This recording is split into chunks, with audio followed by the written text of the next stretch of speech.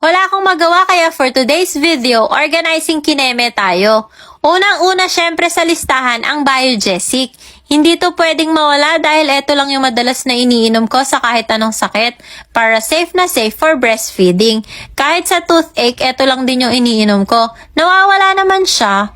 Next naman, BioFlu. Iniinom nila to kapag kami lagnat sila. Mas okay nang mag-stock ng gamot kasi baka mangyari na naman yung dati na walang mabili, 'di ba? Yung pahirapan kang makabili. Meron din kami syempreng Neosep. Kapag ka medyo nag-start na ng sipon si Daddy, eto na agad yung iniinom niya. Deca Cube nga pala yung organizer na gamit ko dito sa mga gamot. Link in bio! Etong Advil naman ginagamit nila ate kapag ka may toothache or kaya dysmenorrhea. Eto nga palang mga printed ko na labels, ginamit ko dito is yung Nimbot label printer ko. Syempre, link in bio ulit! Etong Decolgen, iniinom to ni Daddy kapag ka may ubot sipon na siya. Kapag kayo nagsasabay ubot sipon pero wala namang lagnat. Eto namang prednison, para sa hipag ko to kapag ka inaasma siya. Kaya konti lang din yung stock namin kasi madalang lang naman siyang gamitin.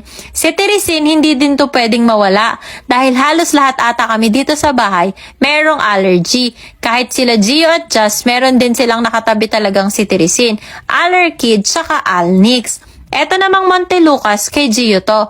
Nag-start siyang mag-take nito nung nagka-COVID kami. For lungs daw to, then pinatuloy lang sa kanya. Chewable nga pala to kaya gustong gusto ni Gio. Immune Pro naman, eto tinetake nilang lahat dito na vitamins. Kaya madami din kami nito kung mag-stock. Eto daw kasi yung magandang vitamins, sabi nila. Sa second drawer naman, nilagay ko naman yung ibang mga medical kit.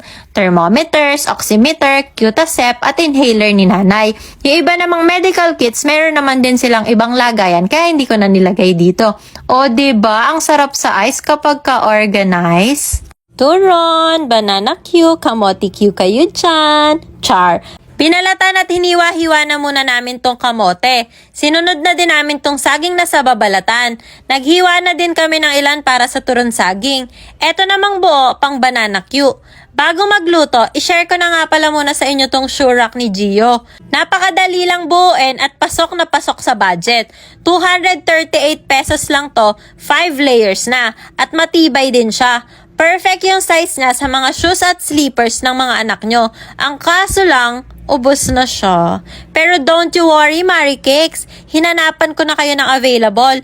4 layers lang, pero 129 pesos lang. May color pink at blue na available. O, Jeva, wag nang magpatumpik-tumpik pa. Link in bio! Mabalik tayo dito, ibinalot na namin tong hinati-hating saging sa wrapper para sa turon. Nagsimula na din kaming magprito. Inuna na namin tong turon. Ang sarap ng mga ganito pang merienda. Sunod na naming prinito tong saging, pang banana Q at eto namang kamote, pang kamote Q. Masarap sa ganito yung malambot tapos maraming asukal na nagbubuo-buo pa. Hindi naman to pwedeng tawaging banana Q at kamote Q kung hindi namin ilalagay sa stick, 'di ba? Tinusok na nga namin sa stick tong saging at kamote. Masarap tong turon saging kapag isasawsaw nyo sa condense. Try nyo. Nagprito nga din pala kami ulit ng kamote na mas maraming asukal. Kain tayo!